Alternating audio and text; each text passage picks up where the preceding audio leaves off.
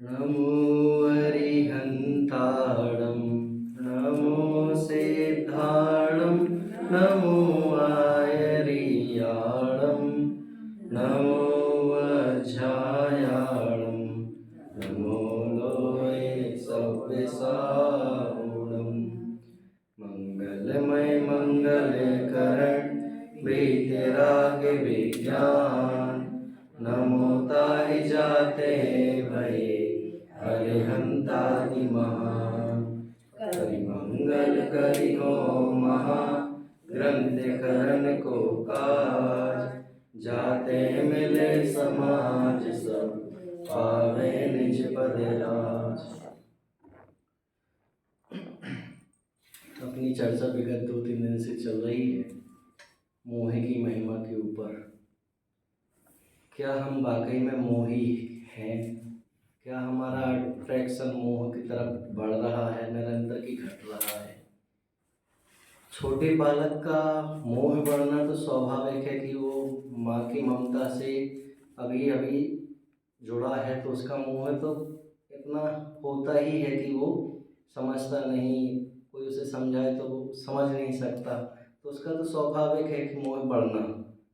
लेकिन जो युवावस्था भी पार कर चुके हैं, क्या उनका मोह अभी भी बना हुआ है? क्या उनका मोह घट रहा है कि बढ़ रहा है? हम इसकी चर्चा 2 दिन से निरंतर कर रहे हैं कि दूसरे का वैभव तो हमें दिखाई देता है कि वो कुएं में कितने पानी में है। क्या हमें अपना वैभव, हमें अपना स्वभाव भी पता चलता है कि हम कितने पानी में हैं?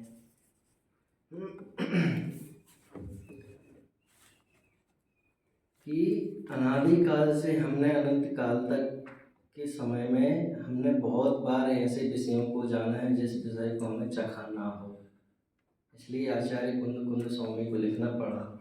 शुद्ध परिचिदाणु भूदा सब शिव काम भोग बंद कहा एयत तस्य विलंबोड़ विगण सुलभ तस्य। कि कोई सा भी विषय ऐसा नहीं रहा जो तूने जाना नहीं है, परिचय में नहीं आया हो। सब एक एक विषय तूने अनंत काल से तूने जाने हैं और हर जगह हर विषय में तूने हर पर्याय में जन्म लिया है।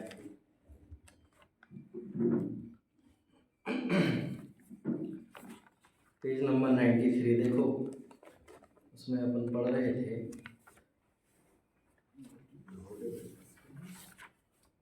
93। लाइट लगाना हो तो लगा सकते हैं।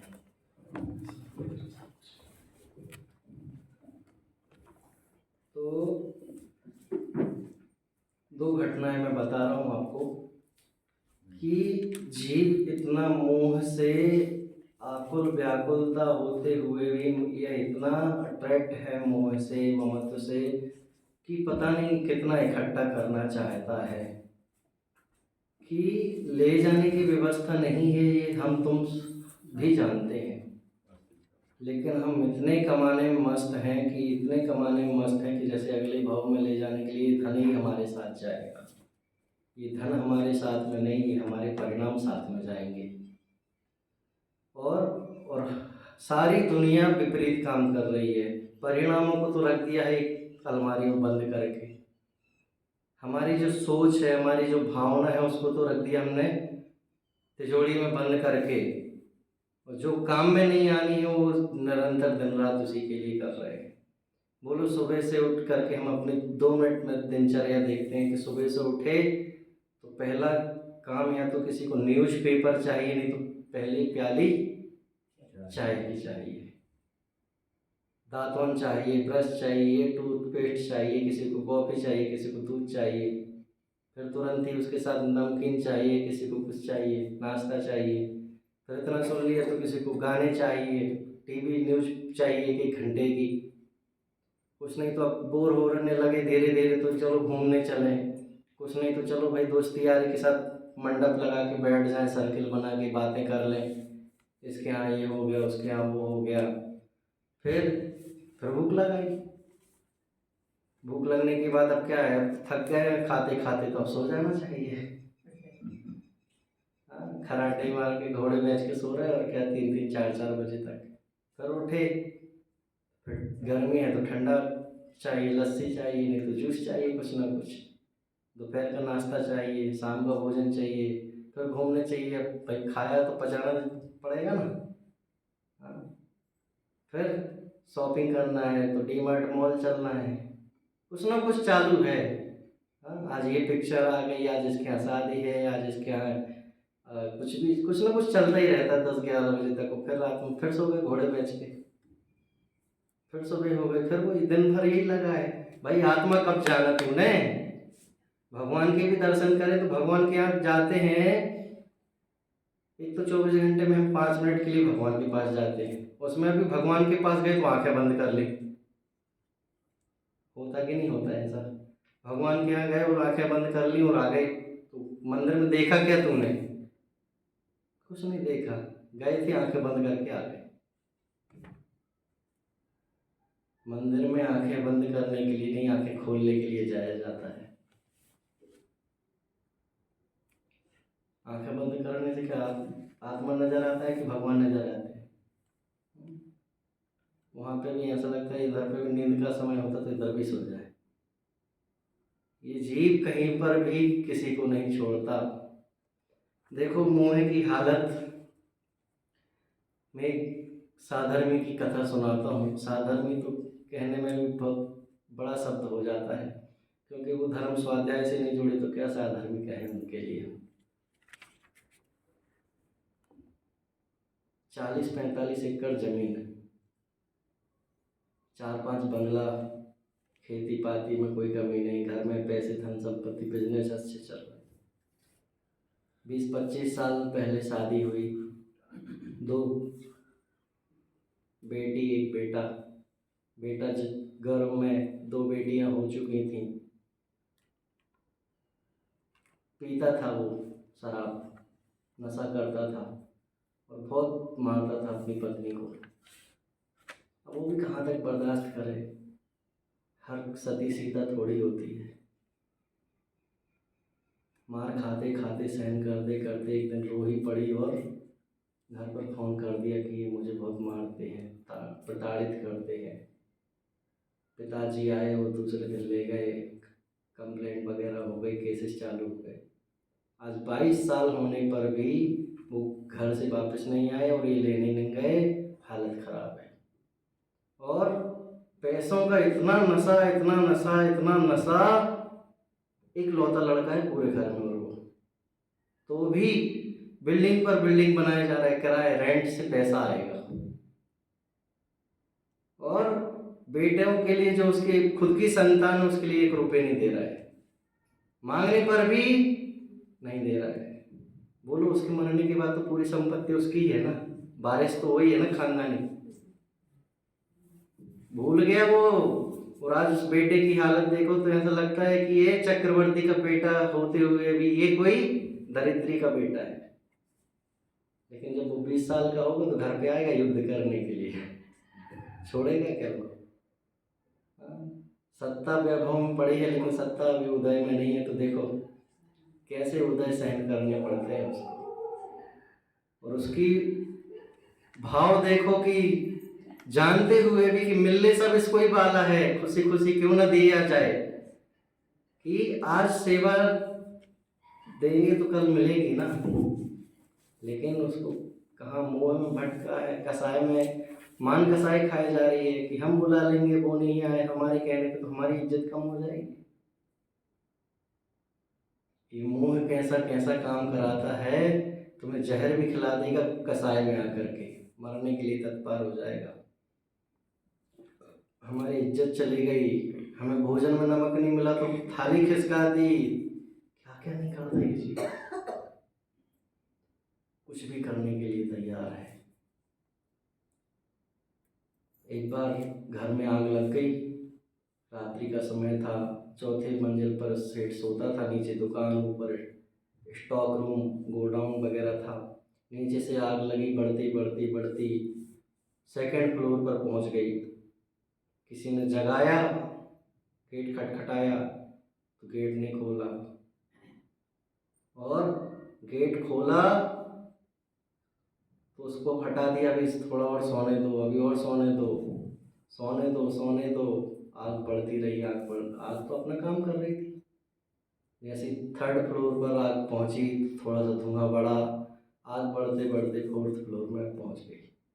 मैं थोड़ी जल्दी बढ़ा रहा हूँ आग को, वो अपने तरीके से आग बढ़ रही थी। निद्रा, मोह की निद्रा में जो सो रहा था उसे कहाँ होश था, बेहोश की नींद में पड़ा हुआ था। जगाने वाले ने तो अपना कर्तव्य पूरा किया ना जगाने के लिए। वो अपने आग बढ़ते देख करके, मौसम माहौल को देख करके उतर गया। और जैसे ही आग बढ़ने 4थे फ्लोर पर पहुंची और वो घबराया, और अब सीढ़ियों से आग, सब जगह से आ गया, कहीं से उतरने के चांसेस नहीं। अब क्या कर सकता, कबाड़ में से जल्दी से रस्सी निकाली, दूसरी बिल्डिंग में फेंकी, किसी ने बांधी, किसी ने खींची, और रस्सी से उल्टा लटक लटक करके दूसरी बिल्डिंग में जा रहा, और पीछे मुड़ मुड़ के देख रहा, आग इधर भी तो नहीं आ गई। जब जगा रहा था तब तो उठ नहीं रहा था, अब पीछे मुड़ मुड़ करके देख रहा है, और बीच में वो रस्सी बैलेंस से अनबैलेंस होते हुए बीच में गिरने आ पड़ी। अब ना उधर जा सके ना इधर आ सके, और बीच में भी कोई देखने वाला नहीं रोड पे। ये इतना उदाहरण था। अब सिद्धांत देखो, हम अनादिकाल से 4 गति 84 लाख योनियों भटक रहे हैं। हमें श्री गुरु ने अनंतों बार उपदेश दिया, अनंतों बार, कि हे चेतन राजा, हे जीवराज, संसार में सुख नहीं है, विषय भोगों में सुख नहीं है, धन संपत्ति में सुख नहीं है, अपने स्वरूप में आ जाओ। वो कहता थोड़ा और, बस कुछ महीने की बात है, कुछ महीने को टाल करके ये भोगों में और फंसता जाता, निकलता तो नहीं। तो दरवाजे खटखटाने का काम किसने किया? श्री गुरु ने। श्री गुरु ने हमें भी उपदेश दिया था कि उठ जा चेतन राजा मोह की नींद से। तो सोते में क्या कह रहा, हट जाओ अभी, थोड़ा और सोने दो। हम भी क्या कर रहे हैं, हम भी सो रहे हैं बड़े अच्छे से। गुरु ने उपदेश दिया कि चलो भाई निकलो अब संसार से, निर्वृत्ति ले लो। अरे अभी कहाँ, थोड़ा और 1 महीना। जब आग नजदीक पहुंची, अब पड़ी भागने की। अब क्या करें, आ गया कोरोना एकदम से। फिर दिखने लगे हमें मंदिर, अभिषेक, प्रक्षाल, स्वाध्याय सब दिखने लग गया। अब समय नहीं है लेकिन तुम्हारे पास।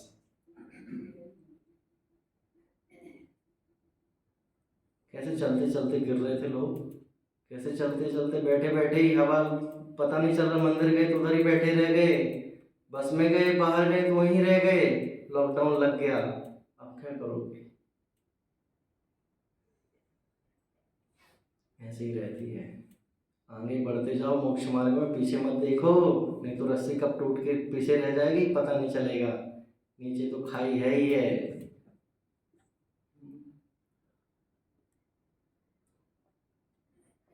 एक बहू ने अपनी सास के पास जो धन संपत्ति थी उसको हड़पने के लिए बहुत पुरुषार्थ किए, कि मैं इनका सोना चांदी लेकर के खुश हो जाऊंगी, जीवन में अपनी बिल्डिंग्स बनाऊंगी, बच्चों को पढ़ाऊंगी लिखाऊंगी। काल ने ऐसा ठोकर मारा, ऐसा ठोकर मारा कि वो आज सास आज भी 105 साल की है, और बहू 40 साल में ही अटैक आ गया। उदय की खेल देखो भाई आप। 2 बेटियां कुंवारी हैं और 1 बेटा कुंवारा रह गया अभी। पिता पहले ही 2008 में निपट गए, और 2022 में उसकी मां निपट गई। दूसरों के लिए गड्ढा खोदने से पहले देख लो हम तो नहीं गिर रहे कहीं, गिर नहीं रहे, गिरोगे ही निश्चित। दूसरों को अंगारे फेंकोगे तो बाद में तो वो जलेगा या नहीं जलेगा बाद की बात है, लेकिन हम तो जल ही रहे ना निरंतर। क्या होगा देखो। ये मोही प्राणी अपना सुख चाहता है, दूसरों का दुख बाद में। अज्ञान से दूसरों के सुख से दुखी नहीं है हम अपने अज्ञान से दुखी हैं। दूसरा जीव सुखी होते देख करके हम उसके वैभव को देख करके दुखी हैं। जब पहली बार टॉकीज आई ना, पिक्चर सिनेमा, तब उसमें लोगों ने आग देखी, आग लग गई उसमें, तो सामने पिक्चर जितने देख रहे थे वो बाल्टी से पानी डाल दिया उन्होंने। क्यों? आग हमारे पास आ गई तो हम जल जाएंगे ना। हाँ, जब पहली बार प्रिंटर का सिस्टम चला तो सब लोग कहते हैं ऐसा थोड़ी हो सकता है कि एक पेज यहाँ रखो और उधर निकल जाएगा, इधर की जेरॉक्स करो उधर निकल जाएगी। विश्वास नहीं होता था। जब चलता रहा तो लोग आज भूल गए उसको। एक पत्थर फेंको तो वापस आ जाता ना नीचे। और जब हेलीकॉप्टर प्लेन वगैरह की बात चल रही तो है, लोखंड इतना लोहा का टुकड़ा उड़ेगा ऐसा, देखो क्या क्या उड़ रहा है। और ये पूरी जितनी ये सिस्टम जितनी भी निकल रही है, ये सब जैन शासन से निकल रही है। आचार्य कुंदकुंद चारण रीतिधारी थे, 4 फीट 4 अंगुल जितना भी उतने ऊपर चलते थे, विदेश क्षेत्र गए थे। तो इनको पता चला कि ऐसी शक्ति अंदर स्वभाव में है, तो हम इसको क्यों नहीं उड़ा सकते। दुकान के बाहर स्टैचू खड़े रहते ना, साड़ी पहना देते, सब वो पहना देते, आभूषण पहना देते, तो इसको सोते में पहना दो तो डला है, ऐसे वो डला है अपना। हम कल्पना करते रहते हैं ये अच्छा है, ये अच्छा है, ये अच्छा है, सब अच्छा है। पुतगल को कितना भी पहना तुम ही कल्पना कर रहे, बाकी तो डला ही है ना, बाहर दुकान वाले के बाहर भी और अपने गले में भी। क्या फर्क है?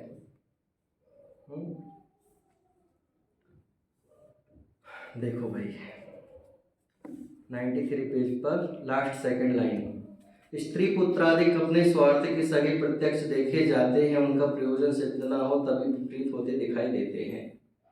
कि हमें सिद्धि स्त्री पुत्र अपने स्वार्थ के सगे तो देखते हैं, सगे दिखाई दे रहे हैं अभी, जिस समय झगड़ा हो जाए तो बुरे दिखाई देते हैं, जिस समय हमारा स्वार्थ नहीं सदे तो बुरे दिखाई देते हैं।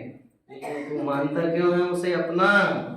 कि उनका प्रयोजन सिद्ध ना हो तभी भी विपरीत होते दिखाई देते हैं, यह उनमें ममत्व करता है। ममत्व करता रहता दिन रात उसे।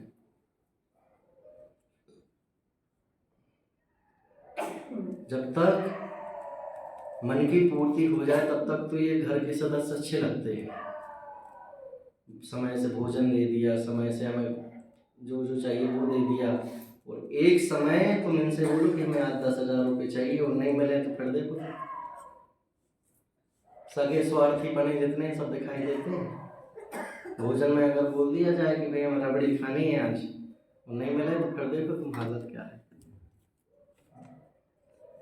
ये अज्ञानी की भूल है कि अज्ञानी ऐसे तरह तरह की उद्दंडता करता रहता है, लेकिन जो अज्ञान से ज्ञान की ओर बढ़ रहा है वो भली कुछ नहीं जानता धर्म का, न उसे पढ़ना आता है, न मंदिर जाता है, न ग्रंथ पढ़ता है, कुछ भी नहीं करता, न सामायिक करता, कुछ नहीं करता, लेकिन अज्ञान से ज्ञान की तरफ धीरे धीरे बढ़ता हुआ भी जीव यही भावना पाता है कि हो मेरी ऐसी दशा जैसी तुम धारी हो। वो यही भावना पाता है, हे अनंत प्रभु मुझसे दिन में या रात में लगाए गए दोष मेरे सभी मिथ्या हो, मैं मुझ में रहूं, एक इंद्रिय से लेकर पंचेंद्रिय तक की किसी भी जीव का घात किया हो, भाव किए हों, तो वे सभी मेरे दोष मिथ्या हों, मैं मुझ में रहूं। सबसे उत्कृष्ट काम कर रहे हैं प्रायश्चित करके, पश्चाताप करके, प्रतिक्रमण करके। पहले पद्म पुराण में पढ़ लेना कि युद्ध भूमि में जाकर के भी सैनिक लोग जो जाते थे, इतनी हत्याएं होती थी और आकर के प्रतिक्रमण करते थे। वो युद्ध का समय खत्म, सूर्य अस्त हुआ, भोजन आदि से फ्री हुए और सामयिक करने बैठ जाते थे। ज्ञानी क्या भावना भाता है, अज्ञानी तो यही सोचता है कि कब कितना धन वैभव इकट्ठा हो जाए तो मैं सुखी हो जाऊं और अपने पुत्रों को दे जाऊं, इनकी सेवाएं कर पाऊं, कुछ भी करने के लिए तत्पर है ये तो, लेकिन कुछ कर ही नहीं पाता है। जिसको जितनी सेवा देनी उतनी ही दे पाओगे, जिस उसके जितने सेवा करने उतने ही कर पाओगे। अलग से क्या कर पाओगे बताओ। बच्चे तुम सेवा नहीं कर रहे किसी की, न पुत्रों की न पुत्र तुम्हारी। अरे उसके भाग्य में उतनी सेवा है इसलिए तुम निमित्त बन रहे हो। तुम क्या सोच रहे हो हम जोड़ जोड़ के पैसा रखे जा रहे हो उसके लिए? भूल में हो। तुमने उससे पूर्व भाव में कर्जा लिया होगा इसलिए तुम चुकाने के लिए निमित्त बने, पिता के रूप में, माता के रूप में। तुम क्या सोच रहे हो? हाँ, दूसरों से लूट लूट करके धन संपत्ति उसके लिए जोड़ जाओगे तो उसके तो निमित्त में भाग्य में थी वो संपत्ति, लेकिन निमित्त तो तुम बन गए ना चोरी करने में।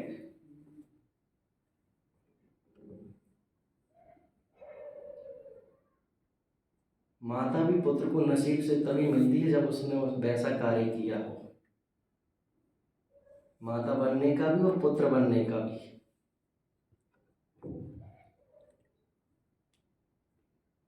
एक पुत्री का होना मतलब एक लोक का भार होना पिता के ऊपर। जिसके पास 3 पुत्रियां हों, 3 शादियां करानी हो तो उसके ऊपर 3 लोक का भार है। अरे उसने पूर्व भाव में इतना कर्ज उठाया होगा तो वो चुकाना पड़ रहा है, तो कहाँ तक बचोगे? ज्ञानी निरंतर क्या भावना भाता है, देखो ये भाव भजन में। मोहे भावे ना भैया थारो देश, रहूंगा मैं तो निजे घर में।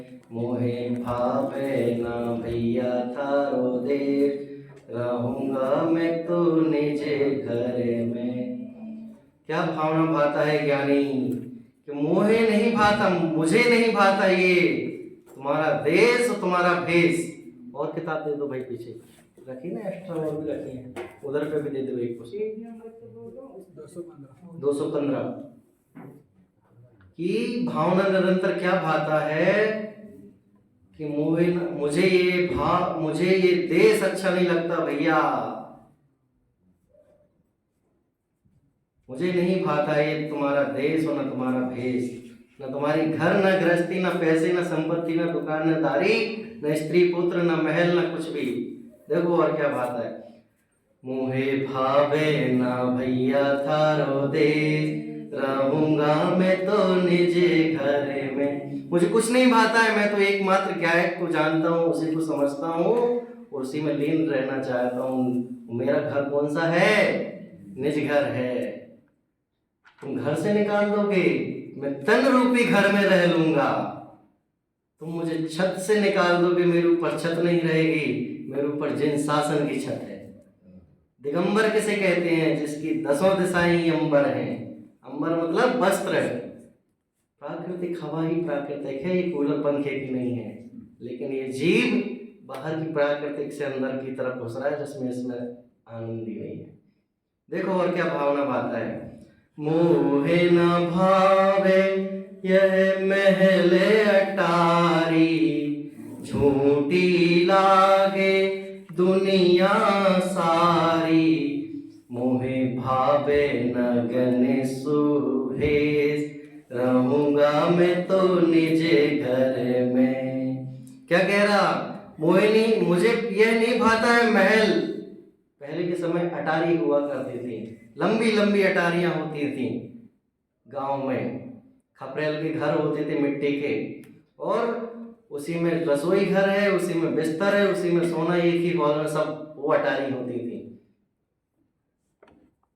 मुझे नहीं भाता ये महल, ना अटारी, ना रूम, ना कमरे, ना पंखे, कुछ भी नहीं भाता। और झूठी लगती है पूरी दुनिया सारी। ये प्रपंच मोह के हमें झूठे लगते हैं। क्या अच्छा लगता है। ये बात कर रहा है एक अपने भगवान के सामने ही खड़ा है ये जीव, भगवान से बातें कर रहा है। कल बताया था ना, भगवान से बातें करना कितना सरल है। भगवान से बातें कर रहा है, भगवान मुझे महल अटारी अच्छे नहीं लगते हैं, अब मुझे ये देश भेष कुछ अच्छा नहीं लगता। मुझे तो जैसे आप हाथ पर हाथ रख करके बैठ गए हो, निराकुल आप देखते हो, मुझे भी अपना स्वभाव का आनंद आता है। घर में रहूं, भोजन करूं तो भी अपना आत्मा दिखाता है। मुनिराज आहार करते करते भी आत्मा में चले जाते हैं, विहार करते करते भी आत्मा में चले जाते हैं। हाँ चले जाते हैं भाई। फिर क्या है, भगवान से इतनी बात कही, भगवान ने भी पूछ लिया मुनिराज से इतनी बात कही तो गृहस्थ ने, तो मुनिराज ने पूछ लिया कि भाई ठीक है, तुमने ये बात कही कि तुम्हें घर पसंद नहीं आता, महल अटारी पसंद नहीं आती, देश पसंद नहीं आता, बीवी बच्चे पसंद नहीं आते, दुकानदारी पसंद नहीं आती, तो पसंद क्या आता है? अगली लाइन, मोहे भावे न करने सुभे, रहूंगा मैं तो निजे घर में। कि मुझे तो दिगंबर दीक्षा धारण करनी है, मैं तो दिगंबर मुनि बनूंगा, और कहाँ रहूंगा? मैं तो निज में रहूंगा। बहुत रह लिया घर में, अटारी में, महल में, अब नहीं रहना। फिर से ये लाइन दोहराता है, मोहे भावे ना भैया थारो देश, रहूंगा मैं तो निजे घर में। फिर कहता है भगवान के सामने खड़ा होकर के, हमें यहाँ अच्छा नहीं लगता, यहाँ हमारा कोई न दिखता, मोहे लागे यहाँ परदेश, रहूंगा मैं तो निजे घर में। कैसी भावना है? हम भाई बने या नहीं बने, जाएं घर छोड़ कर के नहीं जाएं, ये भजन तो हमारे चित्त में उतर जाए, तुम देखना 2-3 भाव में मोक्ष पहुंच जाओगे। भावना तो भाव कि क्या कह रहा है मुनिराज से भगवान के सामने खड़े होकर के, हमें यहाँ अच्छा नहीं लगता प्रभु, बहुत घूम लिया 4 गति 84 लाख योनियों, क्या एक एक जगह कष्ट ही कष्ट। हम जिस वस्तु को सुख मान रहे थे वो सुख है ही नहीं है। बोलो आपको 2 समय की शांति से भोजन मिल जाए, पंखा एसी कूलर मिल जाए, तो तुम उसमें सुख मानते हो क्या? तुम्हें सुख अनुभव होता है? भाई भोजन अच्छा लगता है, करते रहो 24 घंटे, सुखी हो रहे ना, करते रहो, पड़े पड़े भी सुखी नजर आता है ना, लेते रहो हवा पंखे की। एक समय नहीं कंटिन्यू रह सकता ये चीज। बोलो कौन सी चीज अच्छी लगती है भोजन में?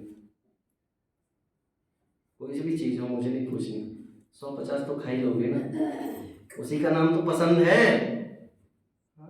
किस काम की पसंद?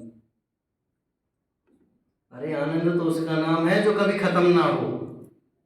और आनंद असली कौन लेता है पता है? मुनिराज लेते हैं। किसका? एक समय आहार का नहीं, अपनी आत्मा का। कि हमें यहाँ अच्छा नहीं लगता और यहाँ पर हमारा कोई नहीं दिखता, ये तो स्वार्थी संसार है जो फंसता है और फंसाता है। ये पत्थर की नौका के समान है, जो खुद पत्थर की नौका में बैठे हैं और कहते हैं आ जाओ तुम भी, हम उस पार लगा देंगे। अरे भैया तुम तो डूबे हो, मुझे भी ले डूबोगे क्या? फिर क्या कहता है? तो फिर बोलते हैं भगवान कि भाई तुम्हें कोई अच्छा नहीं दिख रहा, तुम्हें यहाँ पर कोई अपना नहीं दिख रहा, तुम्हें कोई कुछ भी अच्छा नहीं लग रहा, ना कोई अपना दिखता है, तो फिर क्या अच्छा लगता है? तो वो अगली लाइन में कहते हैं कि भाई तुम्हें परदेश नजर आता है कि ये संसार शरीर अपनी आत्मा को छोड़ करके क्या? तो फिर बोले ठीक है भाई, तुम्हारे लिए सब परदेश लग रहा, तो तुम जाओगे कहाँ? तो कहता मैं अपने निज घर में जाऊंगा। जैसे हमारा एक कमरा है, हम उसमें रहते हैं तो हम उसको अपना घर मानते हैं, ऐसे ही मुनिराज इस तन को तो अपना कमरा मानते हैं, और उस तन के अंदर जो देह देवलम विराजमान भगवान आत्मा है उसमें रहते हैं। हम बाहर के घर को देख करके खुश होते हैं, वाह क्या घर है, ऐसी लाइट होना, ऐसी पीओपी होना, ये पंखा, ये एसी। मुनिराज कहते हैं हमारे अंदर इतनी चैतन्य शक्तियां अनंतों पड़ी हैं, हम उस शक्तियों का आनंद लेते हैं। कभी इस रस का आनंद आता है, कभी उस रस का आनंद आता है। श्रद्धा ज्ञान चरित्र निवासा, अनंत गुण परिवार हमारा, मैं तो जाऊंगा सुख के धाम, रहूंगा मैं तो निज घर। कि भाई तेरा निज घर है तो वो तो सबके पास है, तुम्हारे पास आत्मा है ना, तब तो बैठे हो जान देख रहे हो, मेरे पास भी है, वो तो ठीक है, अनादिकाल से आत्मा था, फिर उस समय क्यों नहीं बोला तुमने? अरे उस समय जाना नहीं था, इसलिए समझता नहीं था, इसलिए बोला नहीं। अब निज घर की बात कर रहा हूँ, निज में रमने की बात कर रहा हूँ, तो फिर आगे क्या होगा कि उसमें श्रद्धा है, ज्ञान है, चारित्र है, उसमें ही निवास करूंगा मैं तो निरंतर। एक बच्चा अपनी माँ से बात कर रहा मोबाइल पर, ऐसे समझ लो आप। कि श्रद्धा है, श्रद्धा ज्ञान चारित्र में निवास करूंगा, और क्या करोगे? तुम्हारा परिवार क्या होगा? हमारे पास तो 4 बेटे हैं, 4 भाई हैं, इतना बंगला है, इतना गाड़ी है, धन पैसा है, तुम्हारे पास क्या है? आत्मा के बल से कुछ नहीं होता। तो कह रहा तुम उस वैभव में भी खुश रहते हुए भी खुश नहीं हो, और मैं निज वैभव को पा करके अनंत खुश हूं।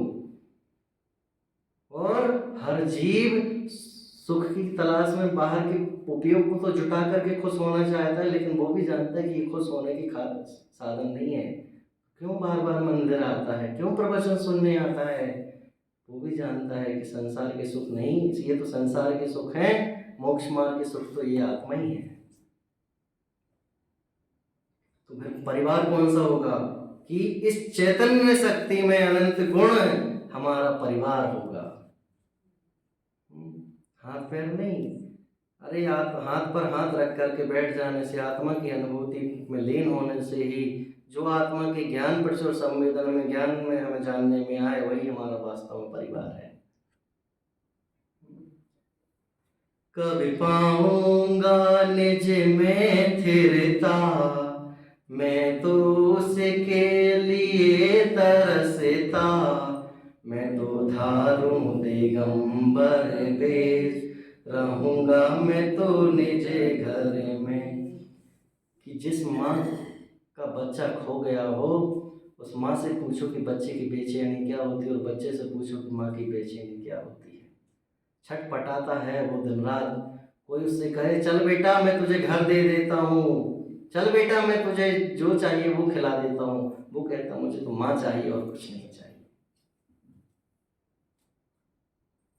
बाजार में खोने वाला बेटा बच्चा एक किसी को रोते रोते देख करके दया आई, बोले क्या हो गया बेटा? तो बोली मेरी माँ बिछुड़ गई। तो सज्जन पुरुष ने पूछा क्या नाम है तुम्हारी माँ का? मम्मी। कैसी लगती है तुम्हारी माँ, कैसी दिखती है? मम्मी जैसी दिखती है। कहाँ जाना है, कौन सा गांव है? मम्मी के पास जाना है। गांव का नाम क्या है? मम्मी। क्या बोले भाई, उसके लिए तो एक माँ ही दिखाई देती है, माँ ही। हर एक साड़ी पहने हुए जो भी स्त्री निकलती वो उसमें माँ देखता है। ऐसे ही ज्ञानी जीव को अपनी हर परिस्थिति में भी आत्मा ही आत्मा दिखाई देता है। कोई बुजुर्ग निकला तो दादा नहीं दिखाई देते उसको, वो भी जीव है, वो भी सिद्ध समान है। जब लंका को जीत करके पूरा अयोध्या परिवार अयोध्या में पुष्पक विमान से आया लौट करके, तो उसमें विभीषण, सुग्रीव, हनुमान, जामन, नल, नील, लक्ष्मण, सीता, सारा परिवार होकर के आया। और एक पार्टी रखी रामचंद्र जी ने कि भाई जैसे अपन कोई यात्रा करके आते हैं तो घर परिवार में सभी सम्मान करते हैं, तो वो सब विजय होकर के घर पर लौटे तो एक रामचंद्र जी ने एक पार्टी रखी, सबको गिफ्ट दी, सोना चांदी सबको जो जो देना था सबके लिए दे दिया।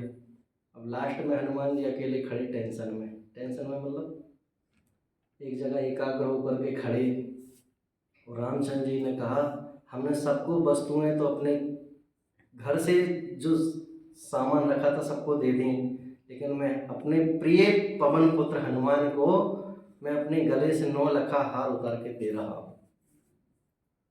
9 लखा समझते हो भाई? अब 9 लखा नहीं समझते तो उसकी कीमत क्या जानो तुम। ये समझ लो आज का क्रिस्टल बोले तो हीरा, एक हीरे की कीमत करोड़ों अरबों में होगी। तो ऐसे ही वो पूरा नेकलेस जो है वो हार पूरा हीरे से जड़ा हुआ है, ये नेकलेस मतलब वो है। तो उन्होंने अपने गले से वो हार उसके लिए हनुमान जी को दिया। हनुमान जी सब अपनी मीटिंग खत्म हो गई उनकी पार्टी, हनुमान जी वहीं खड़े खड़े उस हार को दांत से तोड़ रहे थे, एक एक दांत को। सुनी है कहानी कि नहीं सुनी? देखो अभी सुनो, जो हमें सारांश सुनाना है वो समझ में आएगा। तो एक एक डायमंड को, एक मोती को दांत से तोड़ने लगे। अब जब कुछ टूट गए, कुछ गिर गए, कुछ रह गए, तो रामचंद्र जी की दृष्टि उनके हार पर एकदम से पड़ी। अरे ये क्या कर रहे हो, इतना महंगा हार तोड़ दिया तुमने, तुम समझते क्या हो कीमत? तो बोले क्यों तोड़ रहे हो भाई, कोई नाराजी है और कुछ चाहिए क्या? बोले और कुछ नहीं चाहिए, मैं इसमें राम देख रहा हूँ कि इसमें राम है कि नहीं है, मोती में।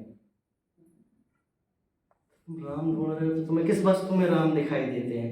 बोले मुझे हर वस्तु में राम दिखाई देते, इसमें राम नहीं दिखाई दे रहा। तो फिर बोले क्या प्रूफ है, व्हाट इज दिस प्रूफ, तुम्हारे अंदर राम है क्या? तो फिर उनके हिसाब से वो कहते हैं हाँ हाँ मेरे अंदर राम है। बोले दिखाओ प्रूफ करके। तो फिर वो अपनी क्रियाकलाप से दिखा देते हैं वो करके। लेकिन मुझे क्या कहना है वो समझिए कि जिस वस्तु में आत्मा नहीं दिखाई दे वो तुम्हारे लिए कार्यकारी हो ही नहीं सकती। उदाहरण एक तरफ रख दो भैया, सिद्धांत देखो कि जिस वस्तु में हमें आत्मा दिखाई नहीं दे वो समझ लेना कार्यकारी नहीं है, वो तुम्हारे भोगों के साधन है जिसमें तुम एक समय का आनंद मान रहे हो। क्या कह रहे भोगों के, ये इसमें कहा ना हमें यहाँ अच्छा नहीं लगता, वो नोट देख करके हमें महिमा नहीं आती। और ये आदमी तो गिरा हुआ नोट यहाँ से गिर पड़ता है उस पर, क्या हो गया, कुछ नहीं, वो चक्कर आके गिर गए, नोट छुपा रहा तो भाई चक्कर नहीं आए। जिसे भोगों की असरता नजर आती है उसका समझ लेना मोक्ष मार्ग जल्दी तय होने वाला है। और कितने दिन भागेगा भाई, कितने दिन भागेगा, रुक तो जरा, रुक तो जरा, कितने दिन भागेगा। देखो मैंने कविता लिखी थी एक,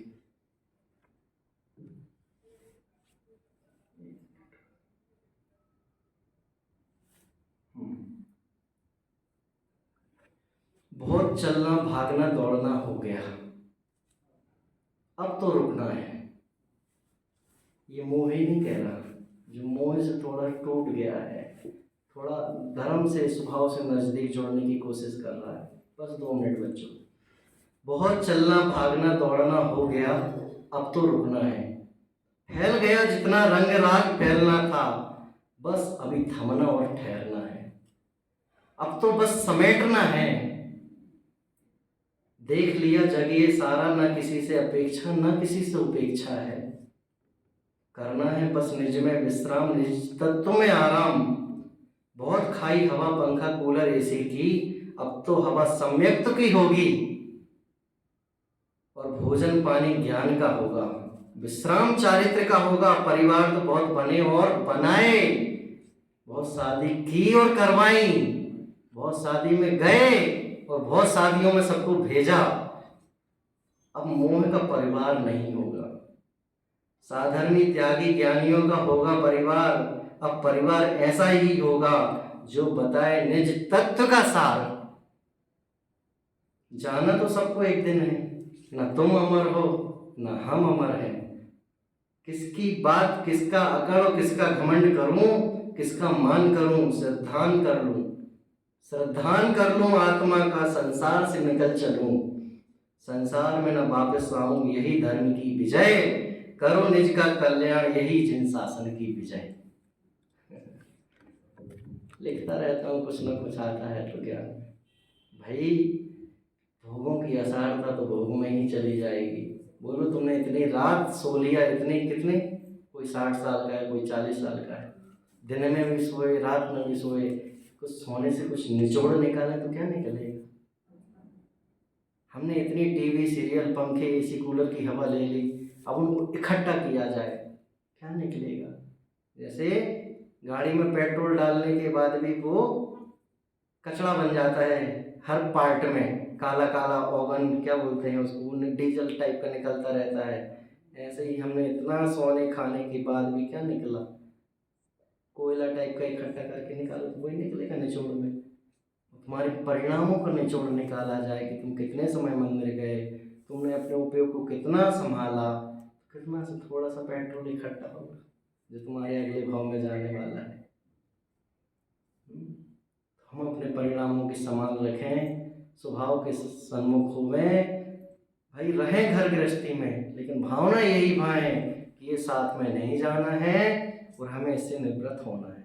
बस तुम निश्चित निश्चित निश्चित एक दिन भाव का अभाव कर ही जाओगे। हम सभी जीव भाव का अभाव करें, सिद्धों के साथ सिद्धालय में विराजमान हो, ऐसी भावना से ओम नमः शिवाय।